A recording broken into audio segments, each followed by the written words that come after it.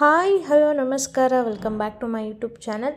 ನಾನಿವತ್ತು ಸಿಂಪಲ್ಲಾಗಿ ಅಕ್ಕಿ ರೊಟ್ಟಿನ ಹೇಗೆ ಮಾಡೋದು ಅಂತ ಈ ವಿಡಿಯೋದಲ್ಲಿ ನಿಮಗೆ ತೋರಿಸ್ಕೊಡ್ತಾ ಇದ್ದೀನಿ. ಸೊ ಹೇಗೆ ಮಾಡೋದು ಅಂತ ನೋಡ್ಕೊಂಡು ಬರೋಣ ಬನ್ನಿ. ನಾನು ಒಂದು ಪಾತ್ರೆಗೆ 2 ಗ್ಲಾಸಷ್ಟು ನೀರನ್ನ ಹಾಕೋತಾ ಇದ್ದೀನಿ.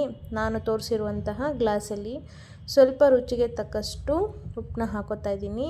ಒಂದು ಕುದಿ ಬಂದಾದಮೇಲೆ ನಾನು 2 ಕಪ್ಪಷ್ಟು ಅಕ್ಕಿ ಹಿಟ್ಟನ್ನ ಹಾಕೋತಾ ಇದ್ದೀನಿ. ಸೊ ಇದನ್ನು ನೀಟಾಗಿ ನಿಧಾನಕ್ಕೆ ಅದನ್ನು ತಿರುಗಿಸ್ತಾ ಹೋಗಬೇಕು. ಅದೆಲ್ಲ ಇದು ಗಂಟಾಗುತ್ತೆ ಆ ಥರ ಎಲ್ಲ ಭಯಪಡ್ಕೋಬೇಡಿ. ಸೊ ನಿಧಾನಕ್ಕೆ ನಾವು ತಿರುಗ್ತಾ ಅದೇನಾಗುತ್ತೆ, ಅಕ್ಕಿ ಹಿಟ್ಟು ಸಾಫ್ಟ್ ಆಯ್ತಾ ಬರುತ್ತೆ. ನಿಮ್ಗೇನಾದರೂ ನೀರು ಸ್ವಲ್ಪ ಕಡಿಮೆ ಆಯಿತು ಅಂತ ಹೇಳಿದ್ರೆ ಪಕ್ಕದಲ್ಲಿ ಸ್ವಲ್ಪ ನೀರನ್ನ ಬಿಸಿಗೆ ಇಟ್ಕೊಂಡು ತೀರಾ ಗಟ್ಟಿ ಆಯಿತು ಅಂದರೆ ಸ್ವಲ್ಪ ನೀರನ್ನ ಆ್ಯಡ್ ಮಾಡ್ಕೋಬೋದು. ಪರ್ಫೆಕ್ಟಾಗಿ ಹಾಕಿದರೆ ಏನೂ ಅವಶ್ಯಕತೆ ಇರಲ್ಲ. ನಾನು ಇದನ್ನು ಒಂದು ತಟ್ಟೆಗೆ ಟ್ರಾನ್ಸ್ಫರ್ ಮಾಡಿಕೊಂಡು ನಾನು ಈ ಥರ ಚಪಾತಿ ಹಿಟ್ಟು ಯಾವ ಥರ ನಾವು ಇದು ಮಾಡ್ತೀವಿ ನೇತ್ಕೊಳ್ತೀವಿ ಆ ಥರ ನಾನು ಈ ಥರ ಅಕ್ಕಿ ಹಿಟ್ಟನ್ನ ನೇತ್ಕೊತಾ ಇದ್ದೀನಿ. ನೀಟಾಗಿ ಇದನ್ನು ಯಾವ ಥರ ನೀವು ನೇತ್ಕೊಳ್ತೀರಾ ಅದ್ರ ಮೇಲೆ ಅಕ್ಕಿ ರೊಟ್ಟಿ ಚೆನ್ನಾಗಿ ಬರುತ್ತೆ. ನೀವು ಎಷ್ಟು ಚೆನ್ನಾಗಿ ಅದನ್ನು ನೇತ್ಕೊಳ್ತೀರೋ ಅಷ್ಟು ಚೆನ್ನಾಗಿ ಉಬ್ಬಿ ಬರುತ್ತೆ. ಸೊ ನಾನು ಈ ಥರ ಚೆನ್ನಾಗಿ ನೇತ್ಕೊಂಡು ಉಂಡೆ ಮಾಡಿ ಇಟ್ಕೋತಾ ಇದ್ದೀನಿ. ಸೊ ನಾನು 2 ರೀತಿಯಲ್ಲಿ ಮಾಡ್ತೀನಿ. ನಿಮಗೆ ಕೈಯಲ್ಲಿ ತಟ್ಟಕ್ಕೆ ಬರೋರು ಕೈಯಲ್ಲಿ ಕೂಡ ತಟ್ಬೋದು.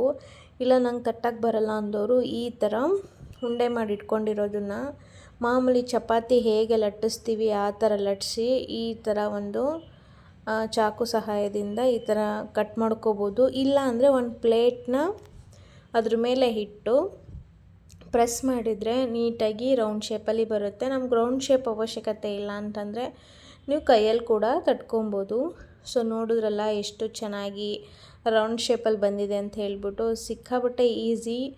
ನಾವೇನಾದ್ರೂ ಅಕ್ಕಿ ಹಿಟ್ಟು ಪರ್ಫೆಕ್ಟಾಗಿ ಆ ಒಂದು ಹಿಟ್ಟನ್ನ ಹದವಾಗಿ ಮಾಡ್ಕೊಂಡಿದ್ರೆ ಯಾವುದೇ ಥರ ಬಿಡ್ಕೊಳ್ಳೋದಾಗಲಿ ಅಥವಾ ಬಿಟ್ಟೋಗೋದಾಗಲಿ ಆ ಥರ ಯಾವುದೂ ಮಾಡಲ್ಲ. ಸೊ ನಾನು ಹೆಂಚಿನ ಮೇಲೆ ಹಾಕ್ಕೊಂಡು 2 ಕಡೆ ನೀಟಾಗಿ ಬೇಯಿಸ್ಕೋಬೇಕು. ಒಂದು ಸೈಡು ಸ್ವಲ್ಪ ಬೆಂದಾದಮೇಲೆ ಈ ಥರ ಒಂದು ಬಟ್ಟೆನ ತಗೊಂಡು ನೀರನ್ನ ಹದ್ಕೊಂಡು ಈ ಥರ ಡಿಪ್ ಮಾಡೋದ್ರಿಂದ ಯಾವುದೇ ಥರ ಬಿಡ್ಕೊಳ್ಳೋದು ಒಡೆದೋಗೋದು ಆ ಥರ ಏನೂ ಆಗಲ್ಲ. ಸೊ ನೀಟಾಗಿ ಎಲ್ಲ ಕಡೆ ಚೆನ್ನಾಗಿ ಬೆಂದಿರುತ್ತೆ. ಸೊ ಸೈಡಲ್ಲೆಲ್ಲ ನೀಟಾಗಿ ಬೇಯಿಸ್ಕೊಳ್ಳಿ.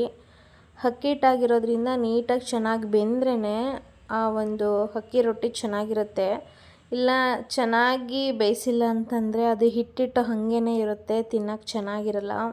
ಸೊ ನಾನಿಲ್ಲಿ ಎಲ್ಲನೂ ಅದೇ ಥರ ಬೇಯಿಸ್ಕೊತಾ ಇದ್ದೀನಿ. ಒಂದು 3ರಿಂದ 4 ರೊಟ್ಟಿನ ಮಾಡ್ಕೊಂಡಿದ್ದೆ ಸೇಮ್ ಪ್ರೊಸೀಜರಲ್ಲಿ. ಏನು ಒಂಥರ ಕಷ್ಟ ಅಂತ ಏನೂ ಅನಿಸಲ್ಲ, ತುಂಬಾ ಈಸಿ ಅಂತಲೇ ಹೇಳ್ಬೋದು. ಸೊ ನೀವು ಒಂದು ಸಲ ಮನೇಲಿ ಟ್ರೈ ಮಾಡಿ, ಯಾವುದೇ ಥರ ಕಷ್ಟ ಆಗಲ್ಲ, ಸಿಂಪಲಾಗಿ ಮಾಡ್ಕೋಬೋದು. ಹೆದರೋ ಅವಶ್ಯಕತೆ ಇಲ್ಲ ಹೇಗೆ ಬರುತ್ತೋ ಏನೋ ಅಂತ ಹೇಳಿಬಿಟ್ಟು. ಸೊ ನಾನು ಇದಕ್ಕೆ ಕುಂಬಳಕಾಯಿ ಪಲ್ಯನ ಮಾಡ್ಕೊಂಡಿದ್ದೆ. ಟೇಸ್ಟ್ ಅಂತೂ ಸಖತ್ತಾಗಿತ್ತು. ನೀವು ಒಂದು ಸಲ ಮನೇಲಿ ಟ್ರೈ ಮಾಡಿ. Thank you so much.